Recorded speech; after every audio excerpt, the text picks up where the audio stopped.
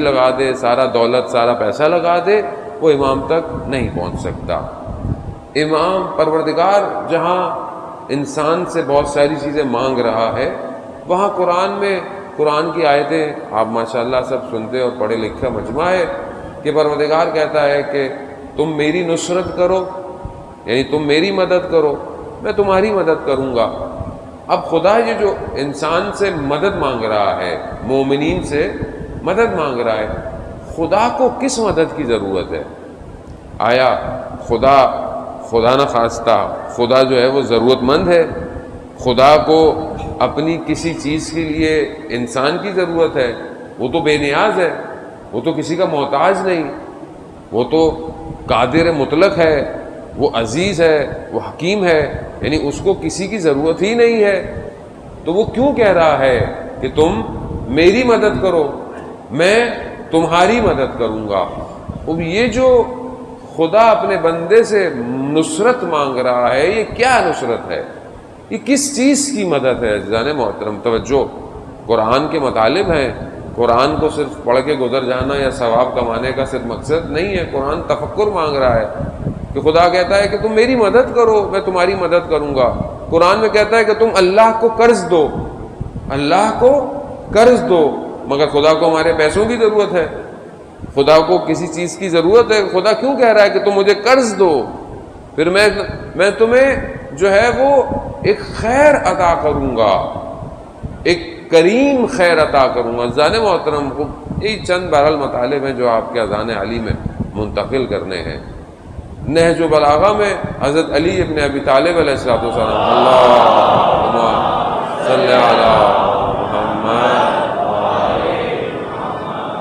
نہج البلاغہ میں مولا کائنات جو ہے وہ اپنے خطبے نمبر غالباً 198 کے اندر یہی ہے کہ جب تک تمہارے پاس فرصتیں ہیں، یعنی تمہارے پاس فرصتیں ہیں، تمہارے پاس آپشن ہے، صحت ہے، سلامتی ہے، تو تم کیا کرو؟ چند چیزیں مولا نے جو ہے وہ فرمائی ہیں، برحال جتنا ہو سکا اس پہ گفتگو میں کروں گا۔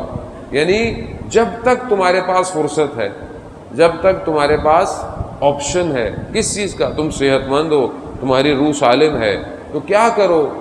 خدا کی راہ میں قدم بڑھاؤ، خدا کی راہ میں قدم بڑھاؤ، اپنے مال سے خدا کی راہ میں خرچ کرو، اپنے آپ کو بخل یعنی کنجوسی نہ کرو دیتے ہوئے، جتنا ہو سکتا ہے اپنے قدموں کو، اپنے کاموں کو خدا کی طرف خرچ کرو، اپنی زندگی کو آخرت کے لیے خرچ کرو، آخرت کا ہدف بناؤ، آخرت تک پہنچو۔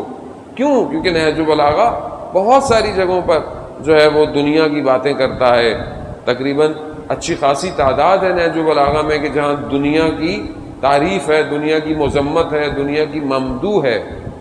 نہج البلاغہ وہ ایک بے کراں سمندر ہے کہ جس میں اترنے کے لیے بھی انسان کو سوچنا چاہیے کہ وہ اس نقطے پہ آ کر اترے، دیکھے کہ یہ ہے کیا، کہ جہاں پر انسان ایک ایک حروف، ایک ایک لفظ جو ہے وہ اپنی ذات کے اندر ایک کائنات نظر آتا ہے۔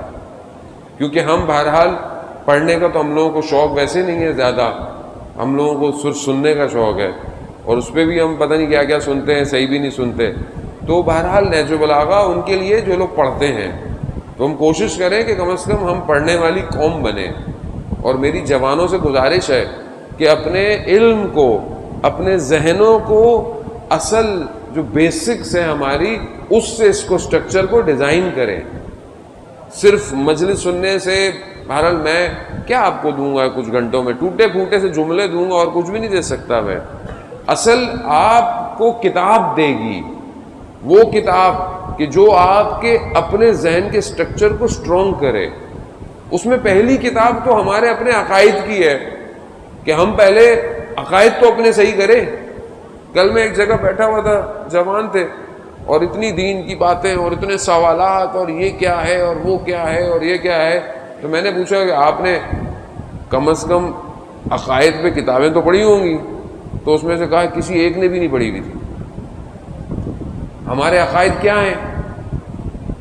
اتنے ہمارے نعرے ہوتے ہیں، عقیدہ نہیں چھوڑیں گے، عقیدے پہ رہو، اپنے عقیدے کو یہ نہیں کرو. بھائی عقیدہ ہے کیا؟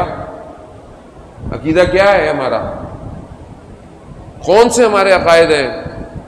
جو اصول دین ہیں ہمارے، وہ ہمارے عقائد ہیں. اب یہ جو اصول دین ہے یہ کتنے ہیں؟ یہ تو سب کو پتا ہوں گے بھائی، 5 ہیں، ٹھیک ہے نا، یہ تو سب کو پتا ہے. پہلا کیا ہے؟ توحید ہے. دوسرا کیا ہے؟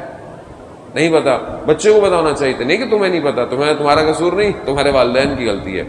یہ پہلے سے پتا ہونا چاہیے. ابھی اسے سب پتا ہوگا، بین 10 کیا ہے، سپر مین کیا ہے، اسپائڈر مین کیا ہے، کارٹون کون سا آ رہا ہے، اینیمیشن کون سی آ رہی ہے، سب پتا ہے. ٹافی کون سی آتی ہے، چاکلیٹ کون سی آتی ہے، سب پتا ہے. مگر جو چیز اس کو اس دنیا میں کامیاب کرے گی وہ اس کا دین ہے.